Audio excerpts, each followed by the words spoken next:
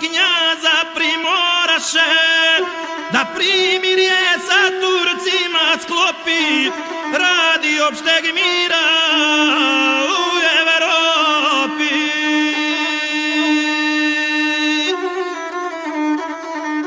Kad knjaz ovo potpisa i sredi, u Nahije javi naredi da ko ne bi pušku opalio i primirje ovo pokvario.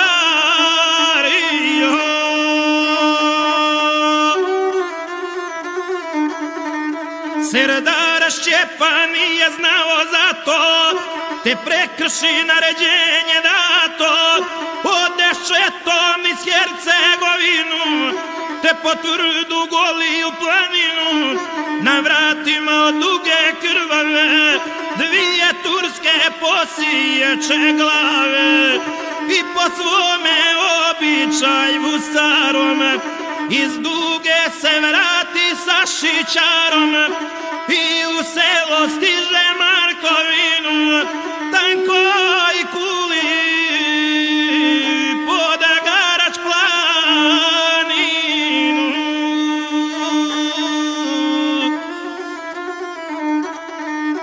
Kad je za to knjaz Danilo čuo, kao munja nebeska planuo i ne moga bijez da savlada, već doziva Đukanović Rada, uzmi Rade perjanika 7 ili mi se ne vraćte ni jedan, i u toku današnjega dana pronađi mi Serdara Šćepana zbog kršenja ugovora mira, od vas suda jedan neka bira, ili neka na Cetinje dođe, ili neka Mušoviću pođe, da mu Turci u Nikšiću sude zbog njegove samovolje lude.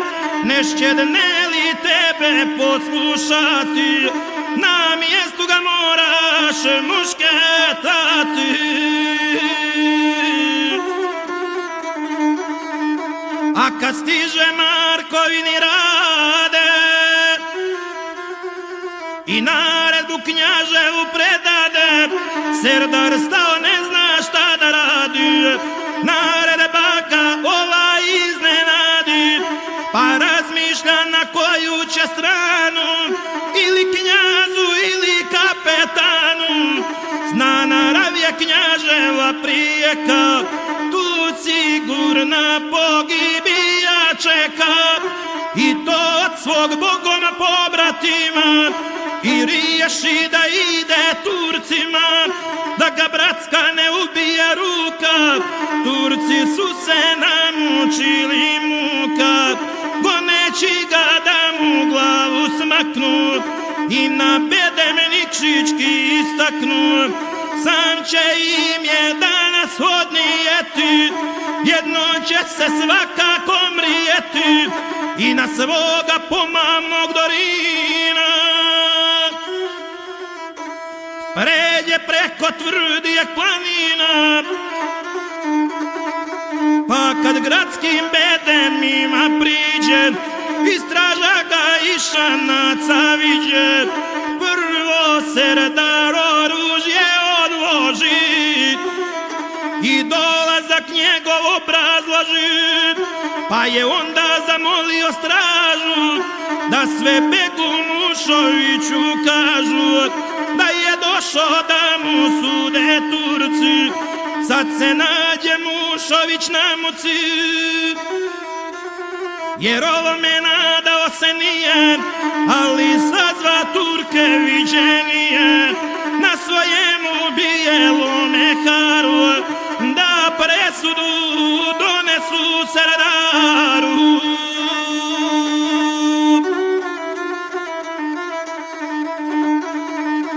No kad Šćepan među Turke banu, on ponosno priđe kapetanu.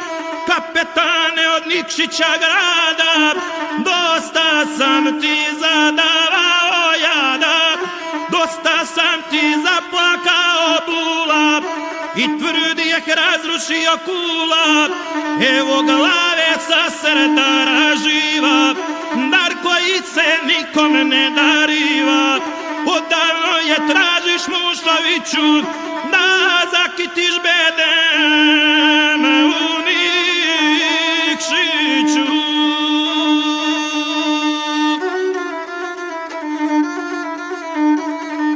Drsko sova iznenadi Turke, na sablje im polećeše ruke. Čekali su molbu i kajanje i njegovo ponizno klanjanje. Begmušović koriti ga poče, malo lakše, mrki Crnogorče. Nije ovo Duga ni Golija, već su turski pravedni sudija, što presudu treba da donesu samovolji tvojoj i bijesu.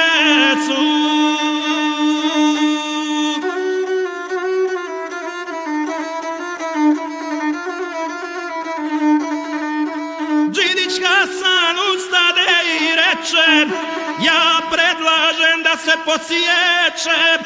Sam je sebe na smrt osudio, sud mu nije ni potreban bio. Onda reče Mustaj Begoviću,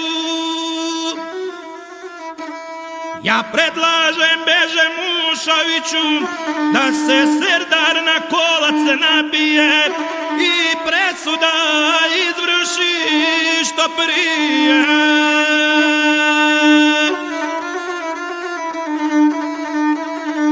Onda veli Paripović beže, nas osveta i krv bratska veže, da ovoga našega krvnika i velikog drskog razbojnika na najteže udarimo muke, pošto smo ga skučili u ruke.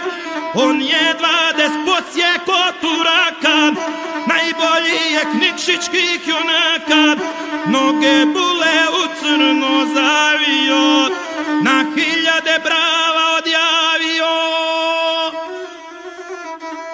Nije dao iz grada izaći, pa da bi se odužili braći, nešto teže od smrti pronaći, te Serdara crnogorskog smaći.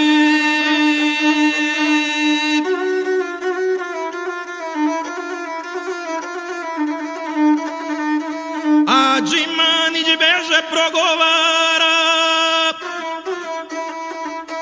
aman Turci dajte mi Serdara, dva mi brata u Dugu posjeće. A onda se pred knjazom zareče, da će glavu i moju da skine, pa takovi Meke i Medine i takovi u Stambolu cara. Poklonte mi Šćepana Serdara, da ga mučim, da srce nasladim, dok mu život na muke izvadim.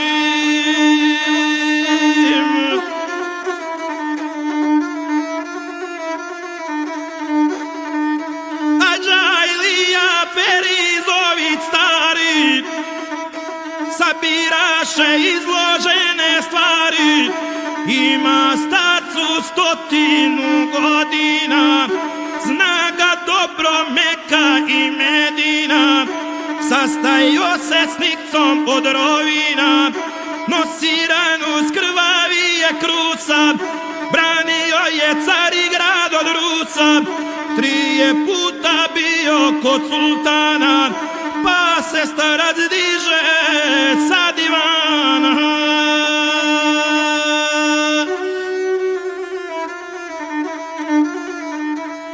Turci, braćo mojega Midina, vi nemate ljudskih vrlina, ni junačke časti, ni ugleda. Zar to nije za cara ureda? Ako glavu smaknemo Šćepanu, pomrači smo slavu kapetanu. I zato će sva Evropa znati, zar se smije tako postupati? Svezana je lako pogubiti, a još lakše ugled izgubiti. No sveta bratska kad vas muči, što se koji od vas ne odluči da serdara pod oružjem srete, jer junaci junački se svete, ili što ga namege da ne traži razjareno srce da ublaži.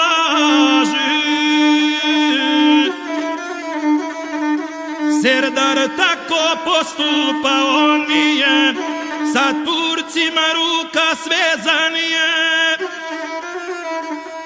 Čerka moja ugaca ko udata, serdaru je Šćepanu predata. Kada su je Crnogorci bili u zloglasnoj dugi zarobili, serdar Šćepanu dugu krvavu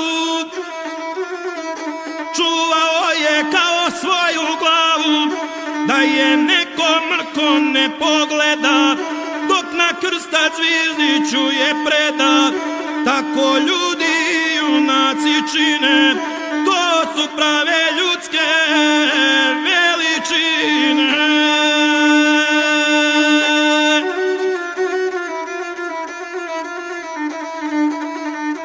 Da je Šćepan za primirje znao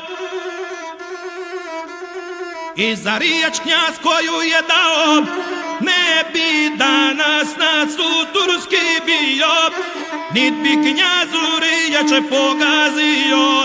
Ovo nije katil ni zlikovac, već pošteni jedan Crnogorac, koji život i slobodu brani.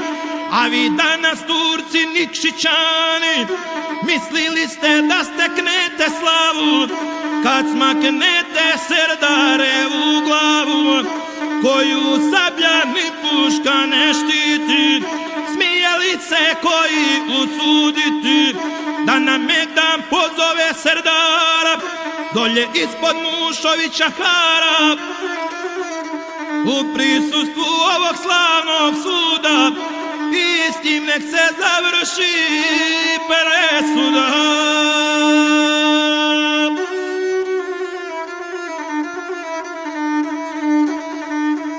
Ogledaše preda se begovi, predlog im se ne dopade ovi. Nahar mučna tišina zavlada, dok podocka na kapetan od grada prošeta se po bijelom haru. Zatim priđe Šćepanu serdaru, ja u ime pravde i Allaha i u ime nikšićkih Turaka poklanjam ti život kao urine, bez dana se suđenog ne gine. A kome se od begova kriva, što te puštam iz Nikšića živa, nek te s jutra nađe i posjeće. Onda Šćepan Radojević reče, kapetane ti me pušta živa, a svi Turci smatraju me kriva, i tebe će s jutra okriviti kad ti stanu dave dolaziti. Da je serdar Šćepan s hajducima udario nikšićkim Turcima, pa se nemoj posle pokajati, primirje će kratko potrajati.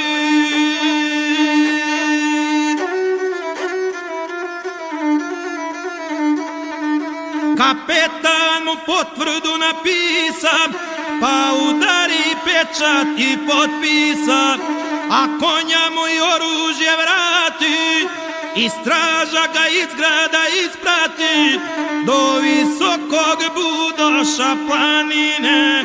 No šta mrki Crnogorci čine, Otkako su čuli za serdara i postupak knjaza gospodara, sva se crna uzbunila gora. Serdar Šćepano Svetice mora, na muku se nađe knjaz Danilo. Pokaja se ma je kasno bilo, Crnogorci prgavi ljuti, s Turcima će kalgu zametnuti.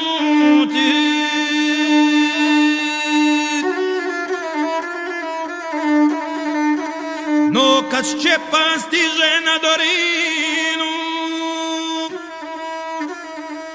u maleno selo Markovinu, prolomi se plotun iz pušaka, a zapjeva Seradareva majka. Glasnuše se sa Garča čobani, pri vrh brda na sjevernoj strani.